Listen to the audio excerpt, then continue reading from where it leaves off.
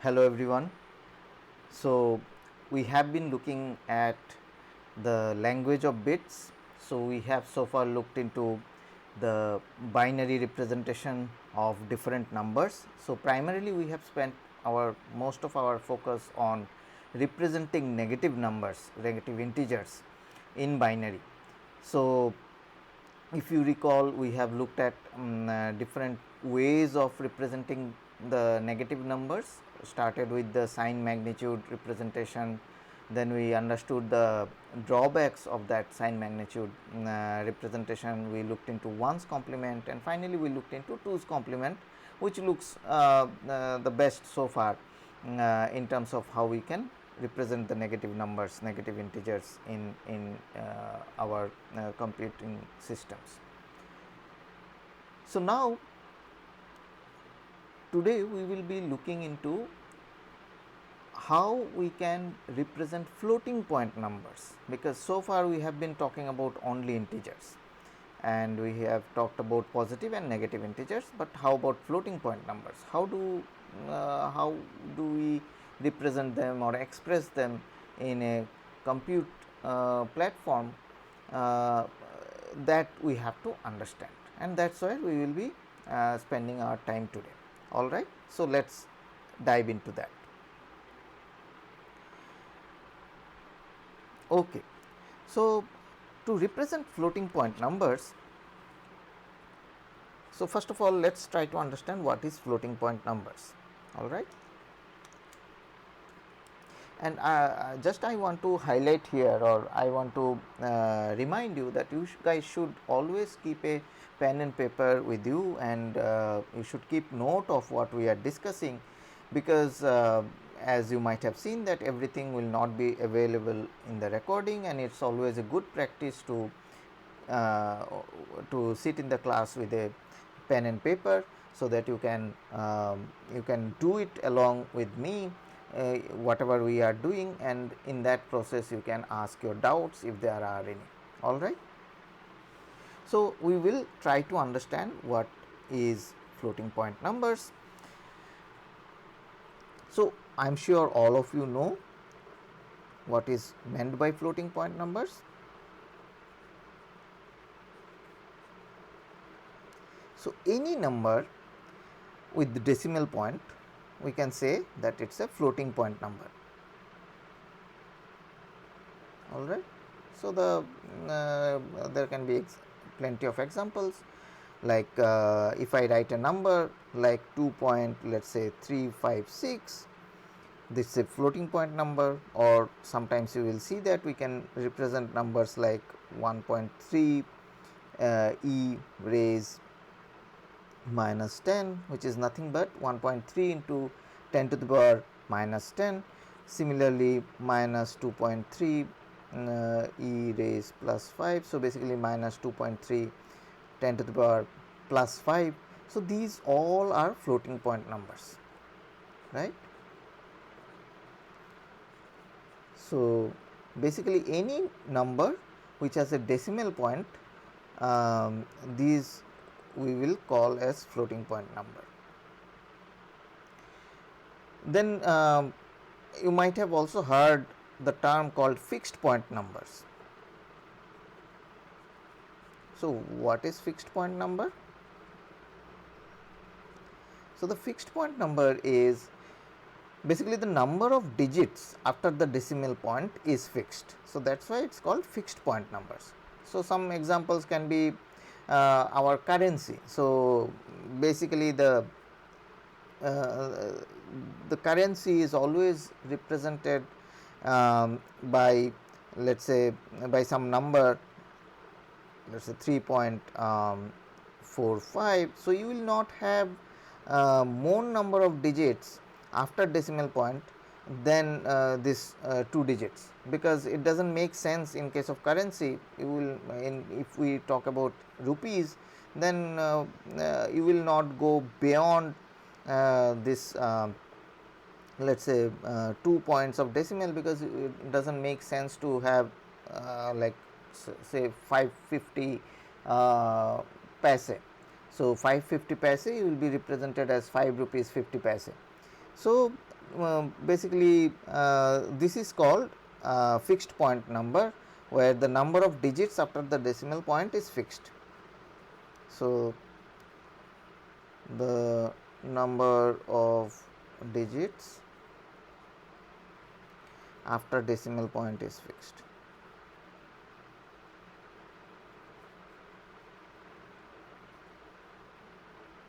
All right.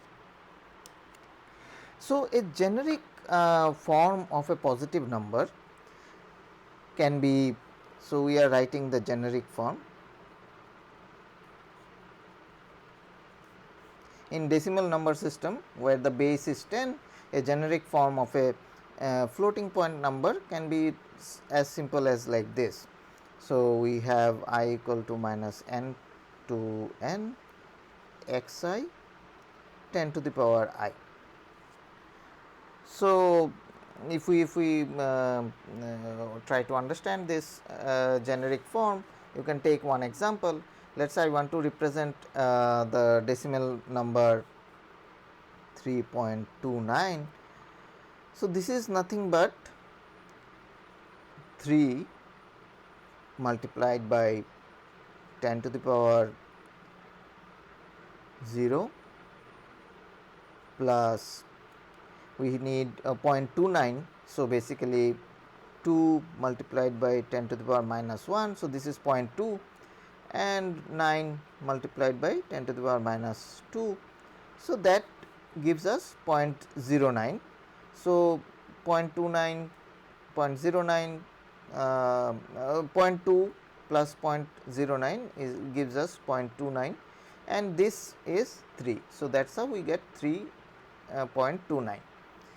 Here the xi's are your basically these numbers 3, 2, 9, and the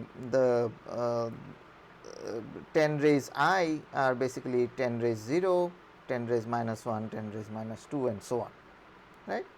So, I am sure these are very very simple things. You should not have any difficulty in understanding this. Now, but we are interested, so this is the decimal representation. We are interested in basically binary representation. So, for binary representation, we need to basically express this generic form in terms of basically generic form of a number in base 2. So, basically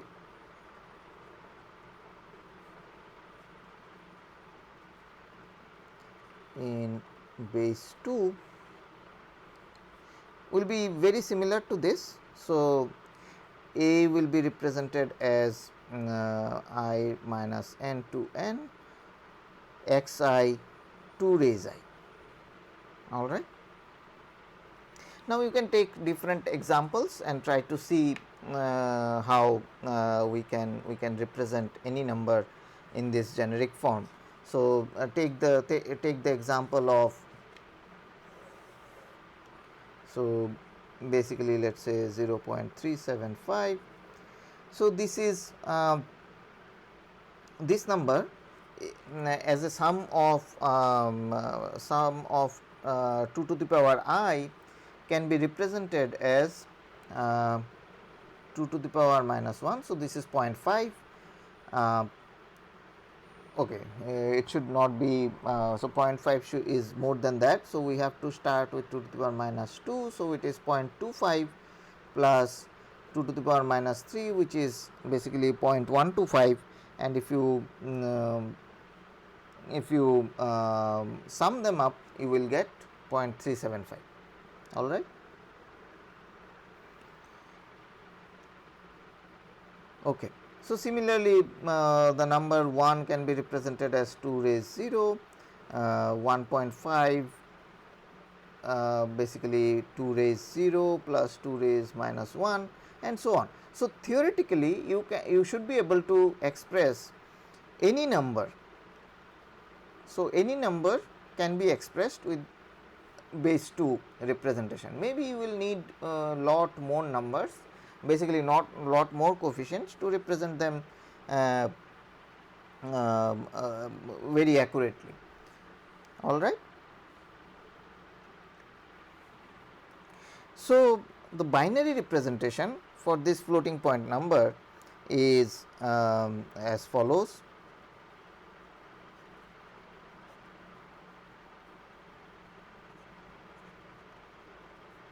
So, the binary representation of this floating point numbers is basically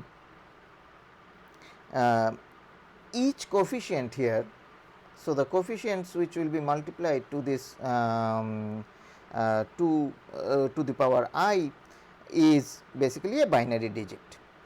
So, so if we look at the same example here, so basically this 0.375 will be as we have already seen, that can be represented as 2 to the power minus 2 plus 2 to the power minus 3.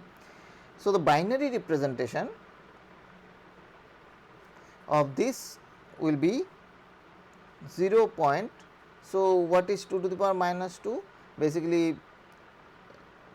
this is the coefficient for 2 to the power minus 1.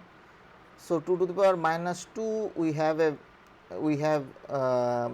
representation here. Similarly, 2 to the power minus 3 has the representation here.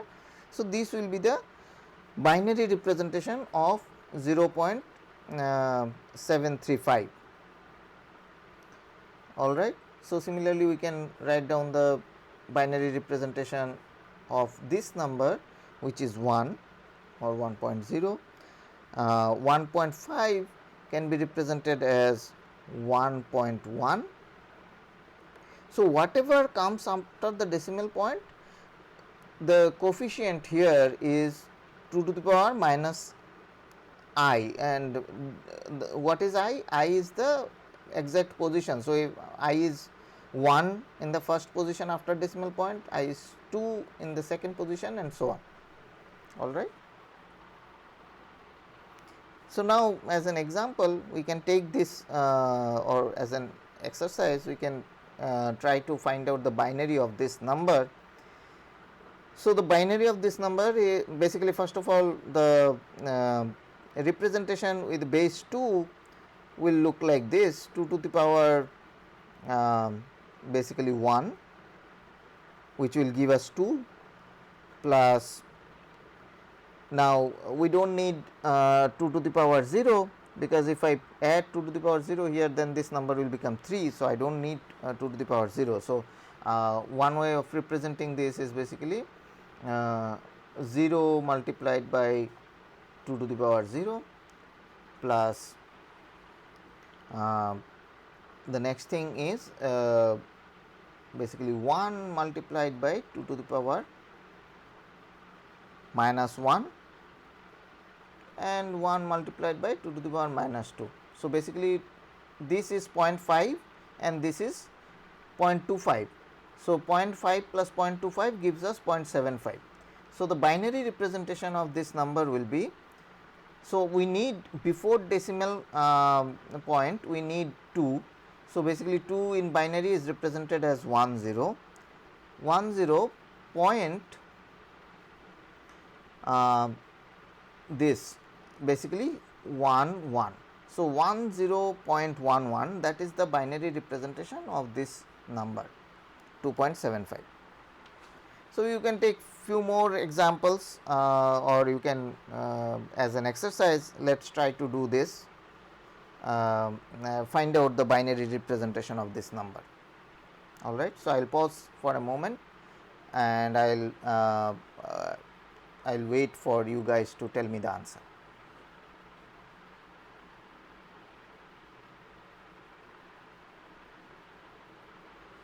Okay. So, if we write down the answer, so we see that 17, so 2 to the power 4 will be giving me 16. So, then I need a 2 to the power 0 because I need 17, and then 0.625. So, that means I need 2 to the power minus 1 and 2 to the power minus 3. So, if you write down this in the binary form, so basically in a 4-bit representation so the fifth bit should be 1, then it will be followed by 3 zeros and a 1, followed by 101. All right. So, you can do a lot more such examples just to make sure that you understand it completely. Okay. Now, let us try to write down this in a more systematic manner, so that we can efficiently store these numbers. So, how do we store these numbers, or what will be the format for storing this number? So, that is where we need a standard form of all these floating point numbers. So, basically we will call it a normalized form.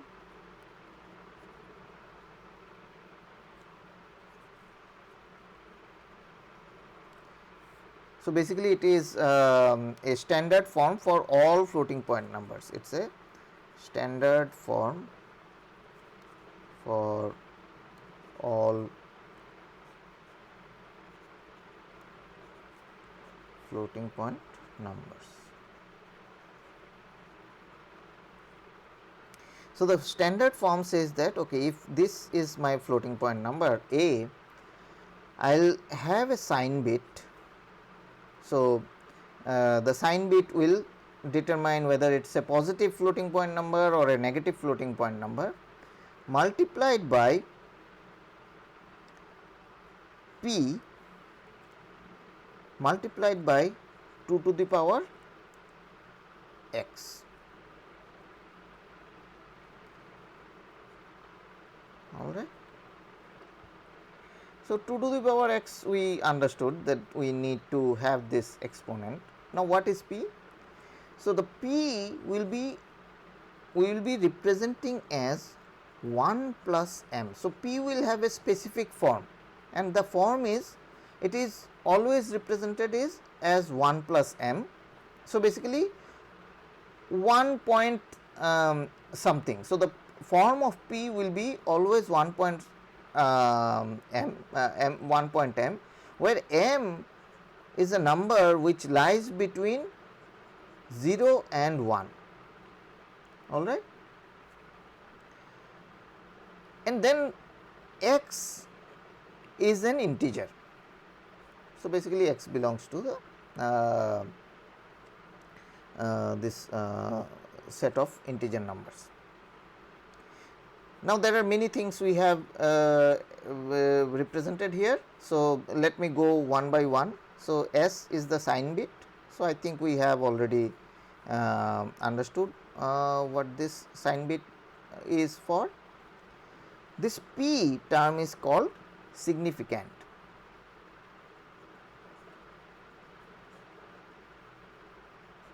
All right. Now, this number P is a number which is between basically 1 and 2, because you see m is less than 1. So, and P is 1 plus m. So, this number P is a number which is a number which lies between 1 and 2. Now, what is m? M we will call or name it as Mantissa.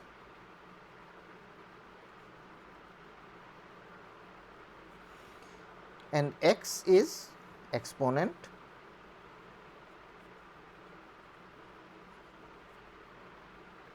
and z is the basically set of integers.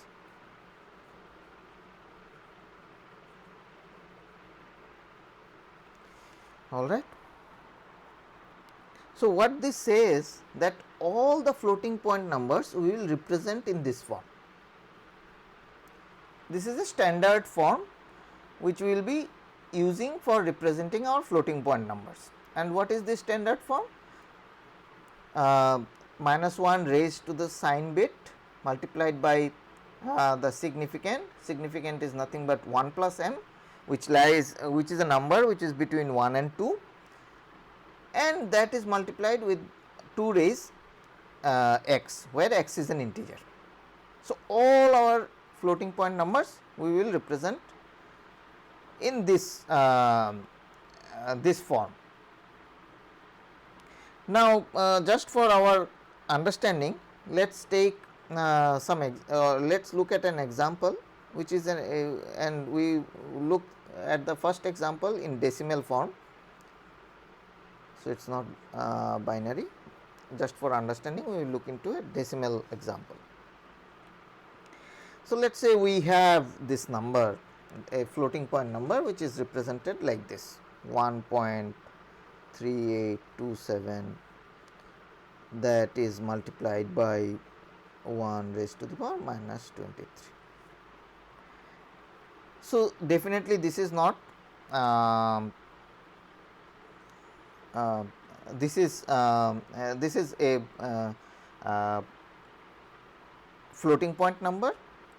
Now, what is the significant here? The significant P is 1.3827, right. What is Mantissa? So, Mantissa is 1 plus basically P is 1 plus M. So, for us P is this value. So, Mantissa will be 0.3827. I hope this is very clear. Now, the exponent or exponent we are representing as x. So, the x is minus 23. Here the sign bit is 0, that is why because that is why we have a positive number. All right. I hope this makes complete sense. Similarly, we can quickly look into another number, let us say minus 1.2 into plus 5. All right. So, here P is 1.2, then M is 0.2,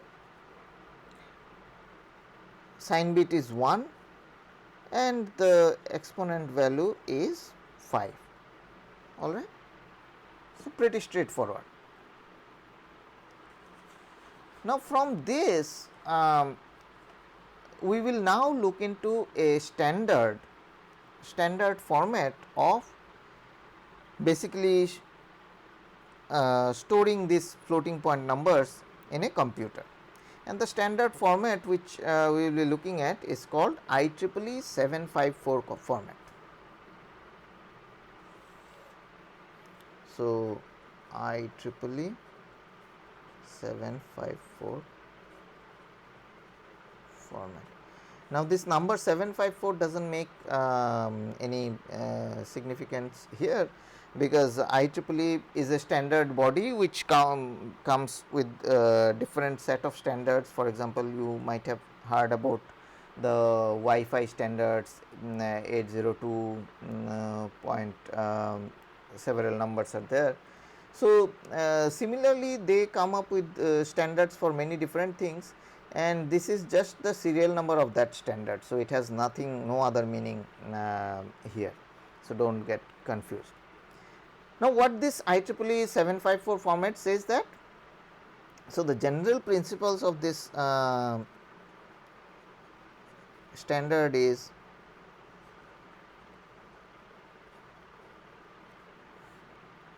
the significant is always of the form. So, basically the significant, which is P, is always represented in the form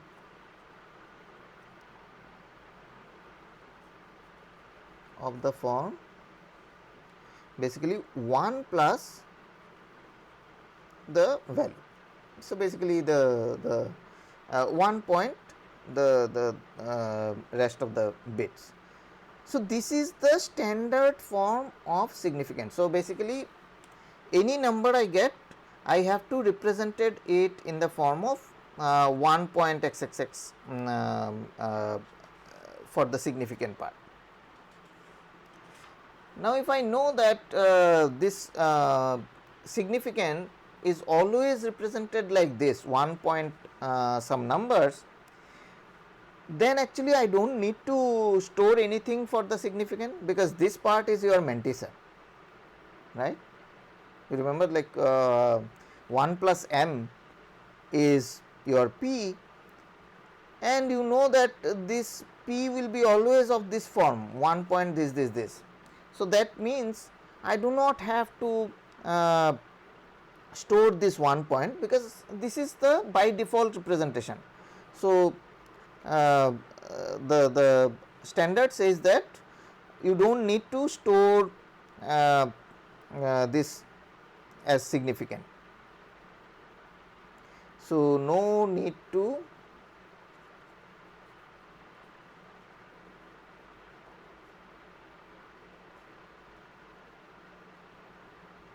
significant, because no need to store the significant, because it is of this form only. We can just save the Mantissa. So, Mantissa is this part.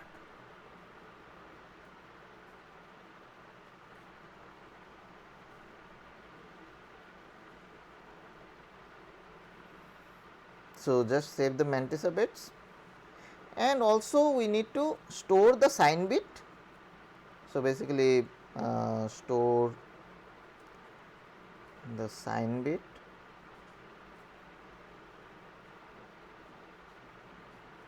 and the exponent.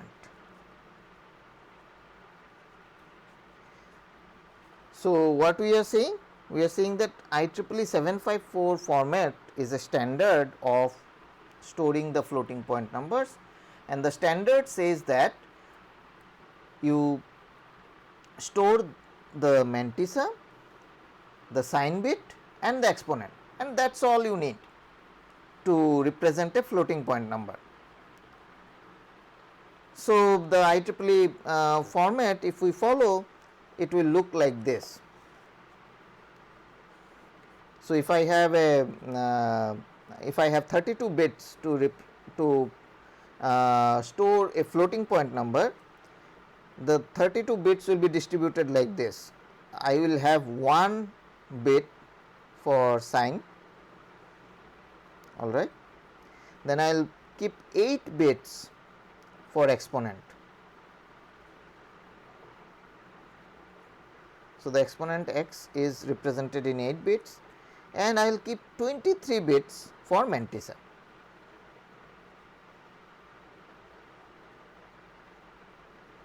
So, the IEEE 32 bit representation says that this is how you can store a floating point number. So, here the sign bit can be positive or negative. Now,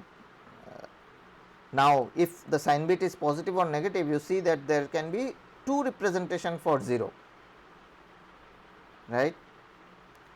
So, that is one problem, but that is not a big problem here.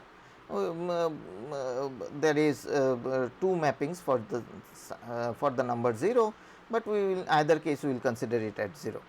So, sign bit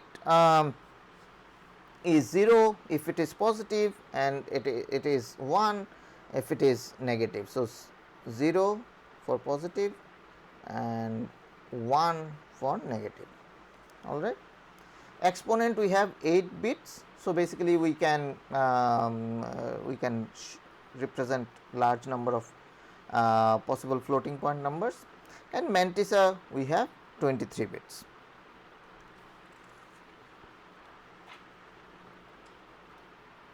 Now, there is few more things which we need to be aware of. The fact that this exponent can be both positive and negative, right, because we have seen in some examples that the exponent was basically negative, and we have also seen some examples where the exponent was positive. So, the exponent can be positive or negative.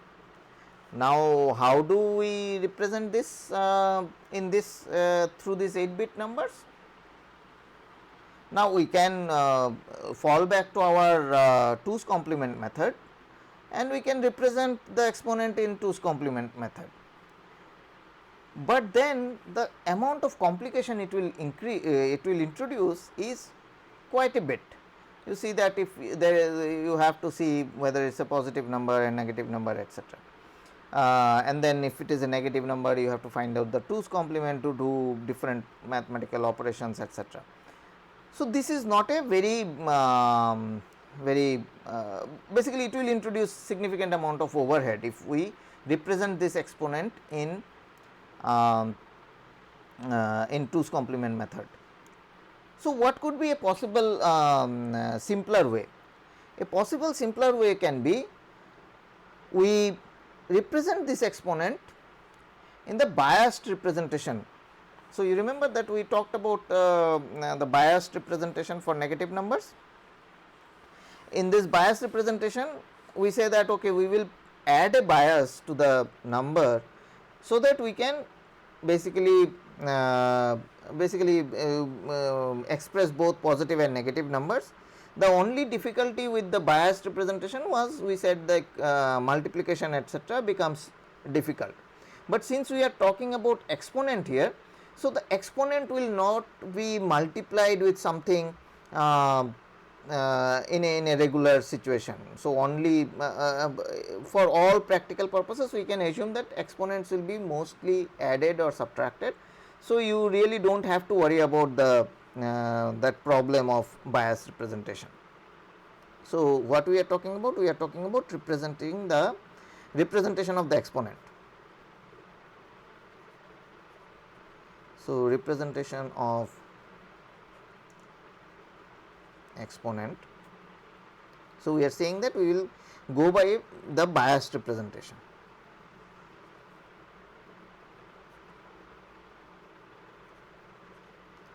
So, the bias representation, what is the bias value? So, the bias value we will be using is 127.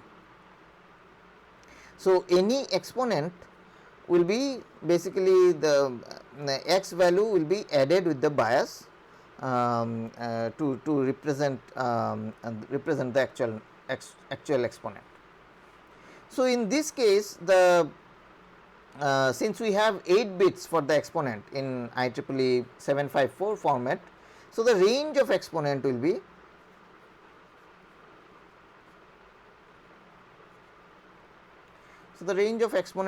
basically 0 to 255 in using the 8 bits. So, in the biased representation it will be minus 127 to plus 128, because every number will be added with this bias. All right. So, basically minus 127 to plus 128, this is the range of your exponents. Now, the examples, some examples of this bias representation will be, let us say if x is 0, then the exponent value is basically 0 plus 127, which is 127. If x is minus 23, then exponent will be minus 23 plus x, which is 127. So, this turns out to be 104. Similarly, if x is 30, then exponent will be 127 plus 30, so 157. All right.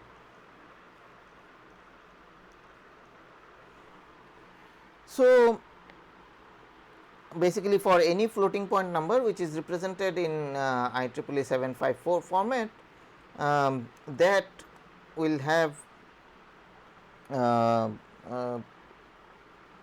the exponent between minus 126 and plus 127. So, for any normal number, so I will come to the so for any normal floating point number, this is the range of exponents. So, we have if you look carefully, we have basically excluded minus 127 and plus 128. So, these two exponents minus 127 and plus 128 are kept for special purposes.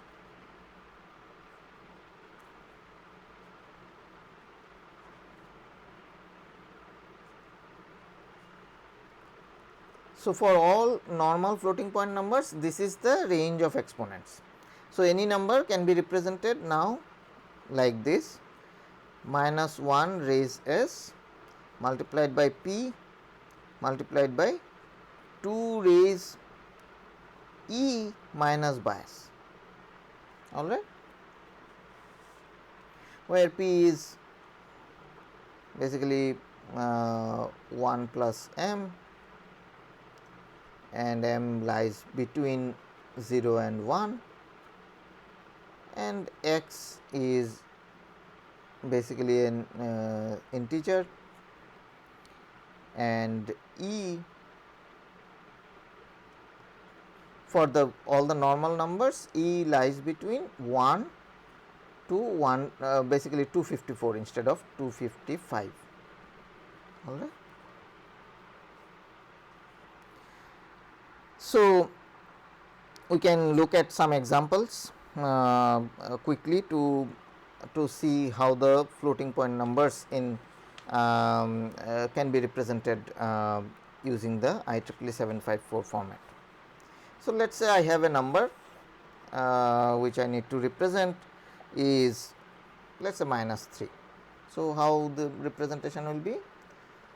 So, a can be represented as minus 1 raise sign bit, which is 1 here, and then 1.5 into 2 raise 1, all right. So, which is nothing but minus 1 then multiplied by 1 plus 0.5 multiplied by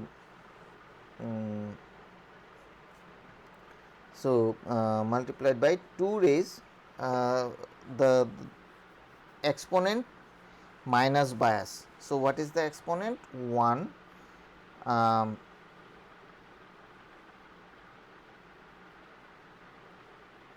okay. So,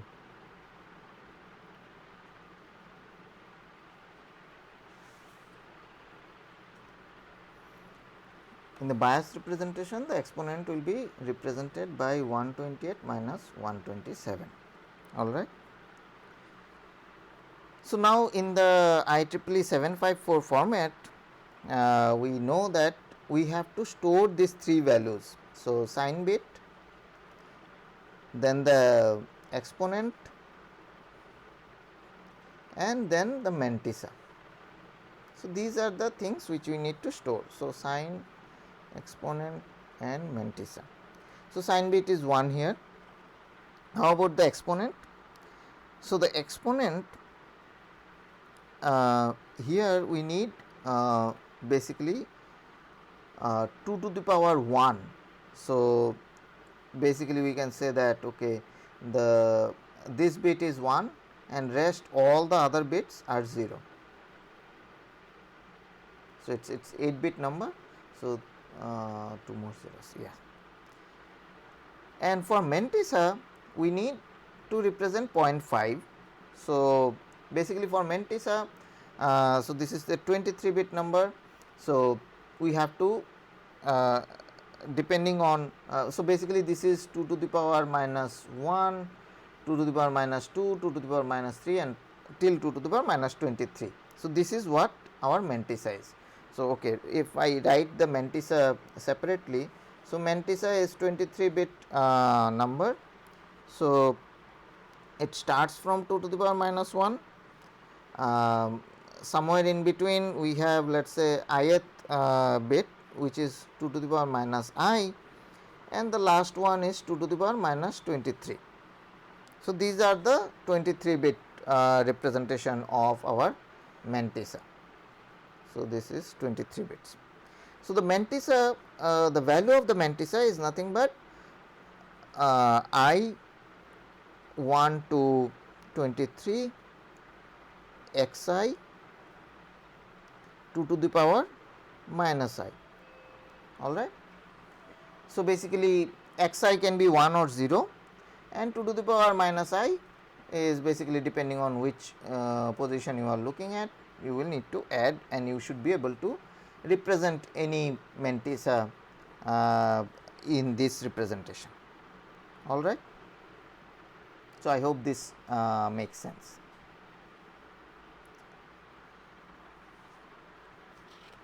Okay. Now you can find out what are the maximum and minimum numbers that can be represented in this floating point representation using IEEE 754. So I leave it to you guys. So this is very straightforward. Uh, you can replace the appropriate values, so you can find out the negative lowest number that can be represented. Similarly, the positive lowest or highest value that can be represented, etc. Both highest and lowest for both positive and negative numbers can be figured out. Now there are some special cases. For example, if in case the value of exponent e is all ones, and let us say the value of m is 0, Mantissa is 0. So what we are saying? We are saying that exponent is 255 and Mantissa is 0, and if the sign bit is 0, then this is the highest number, highest positive number that can be represented, and it is called as the value is called as basically infinite for sign bit equals to 0, and for the similar case 255 0 and minus infinity for s is equal to 1. All right. Similarly, if this exponent is 255, but Mantissa is not equal to 0, then we call this a nan or not a number. Now, okay, so when we need to deal with these things, so let us say somebody divides, somebody does any operation where you divide some number with 0, then the result will be positive infinity. Similarly, if you divide basically a negative number with 0, then you will reach to negative infinity, and so on. Not a number, basically this is a number which actually is beyond the range, right. So here your exponent is 255 and Mantissa is not 0.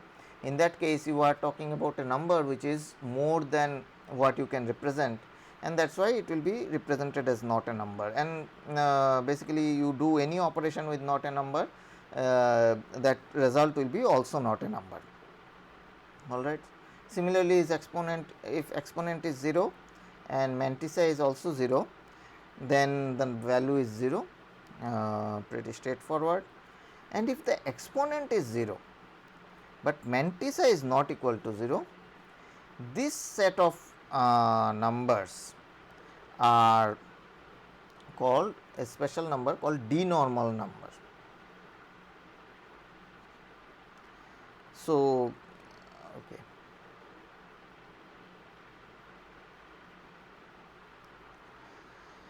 So I do not want to go into too much detail, but I would conceptually try to tell you what this denormal number is.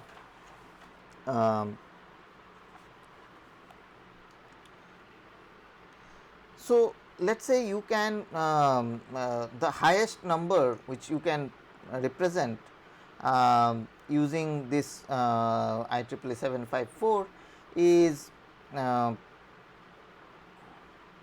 or let's take this example of the lowest number.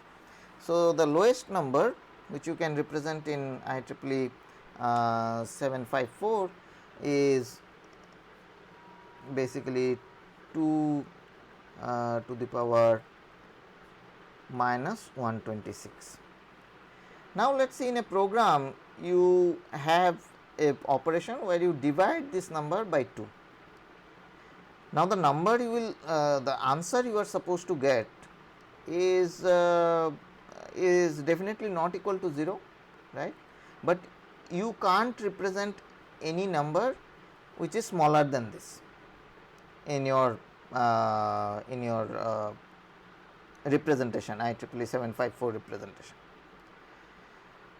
So, because of that you end up in with some limitation. So, what this so if I draw the number line and show you that what are these uh, floating point number representations mean. So, let us say this is our number 0 and this is the range of normal floating point numbers. So, I have a normal range of floating point numbers in the positive domain. Similarly, I have normal range of floating point numbers in the negative domain. All right. But anything which is smaller than this, I will try to map it to 0, which sometimes it can lead to significant amount of error in your calculation. So, what this denormal number says, that denormal number actually tries to increase this range little bit, so that you reach more closer to 0. Now, how do you do that? So, you remember that our representation for floating point number is given as this.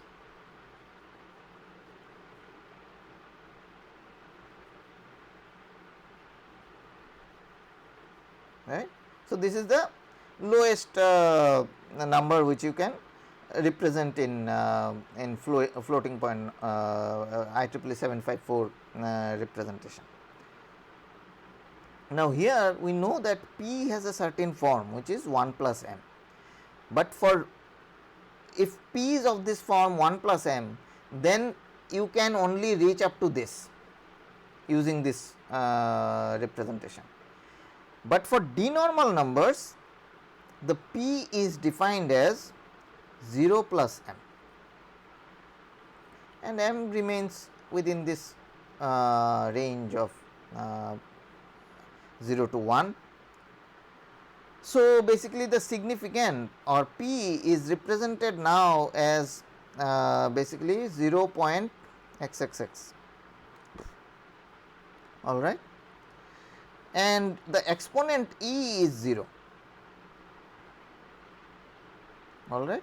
So, basically that means x or the exponent x is minus 126. Okay.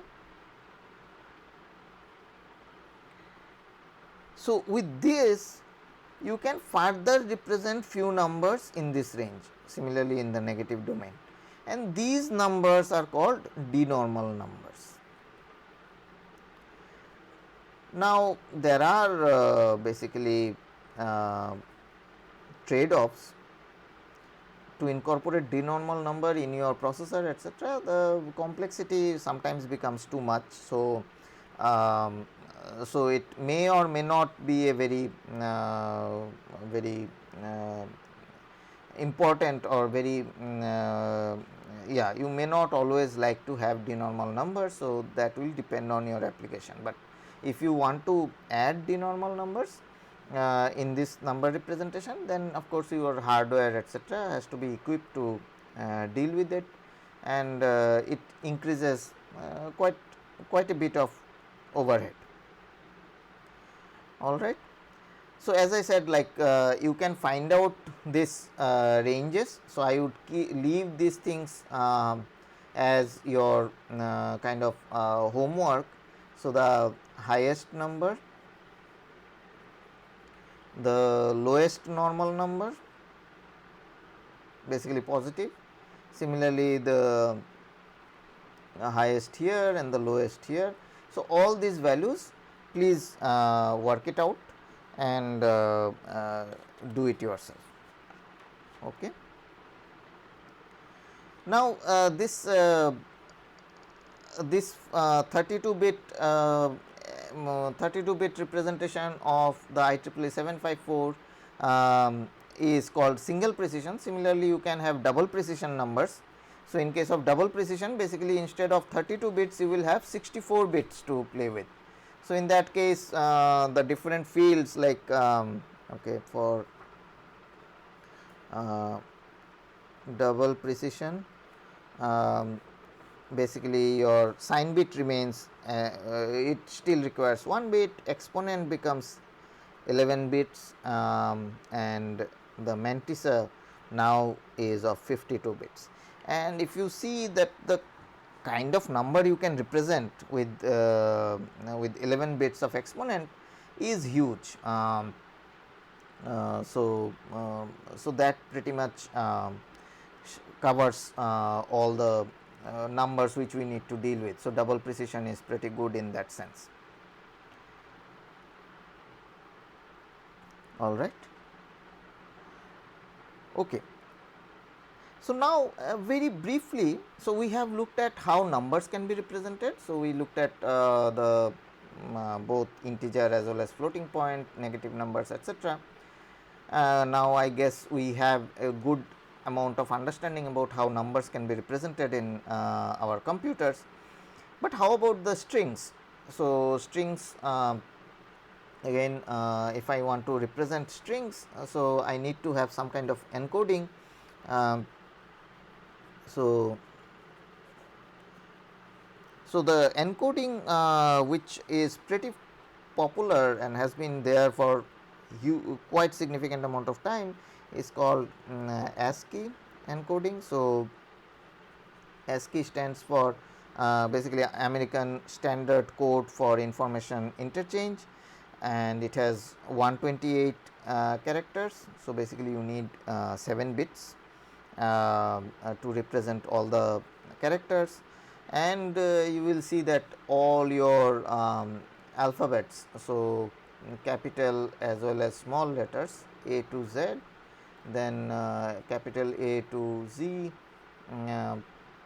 and the numbers 0 to 9, the special characters, and some of the control operations like for example backspace, escape, all these numbers has their Ascii encoding in this 7-bit representation. So you can look at the encoded version of, or what is the encoding for the different letters, etc. In the book. This is a pretty standard thing, and many of you might have also known about it. There is some extension to this, because this 128 characters may not be sufficient to basically represent all the different symbols we want to represent, and now there are so many different languages, etc., where and we want to use so many different symbols for that. So this 128 bit was not sufficient. So then there is an extension of this which is called Unicode, not extension, basically it's a different encoding scheme which is called Unicode format. So the Unicode format, also called UTF, so Universal Character Set Transformation Format, UTF-8 was proposed first, and UTF-8 is backward compatible to Ascii. So basically all the 128 characters are also represented in the same way in UTF-8. So UTF-8 can accommodate much more number of characters. So UTF encoding uses 1 to 6 bytes to represent all the symbols. It uses symbols or from different languages, etc. There is an extension of UTF-8 also, which is called UTF-16 and UTF-32. So now among all these encoding schemes, UTF-8 and 16 are pretty popular. For example, in Java and Windows, UTF-16 is used, where 2 bytes or 4 bytes are used for encoding. Whereas in case of UTF-32, you need basically 4 bytes for every character. So which actually the overhead becomes significant. So 4 bytes for each character. And that's why you will not see not huge use of UTF-32 so far. All right. Okay, so I think we have broadly discussed all the aspects of how the bits are helping us in representing the representing the things which we need to represent in computers. And with this I will pause here and wait for your questions if you have any. From here we will move to now assembly coding primarily. We so I here my assumption is some of the basic arithmetic operations like addition, division, etc. you guys have exposed uh, to some extent, and if required we can revisit it some later part of the class. Okay.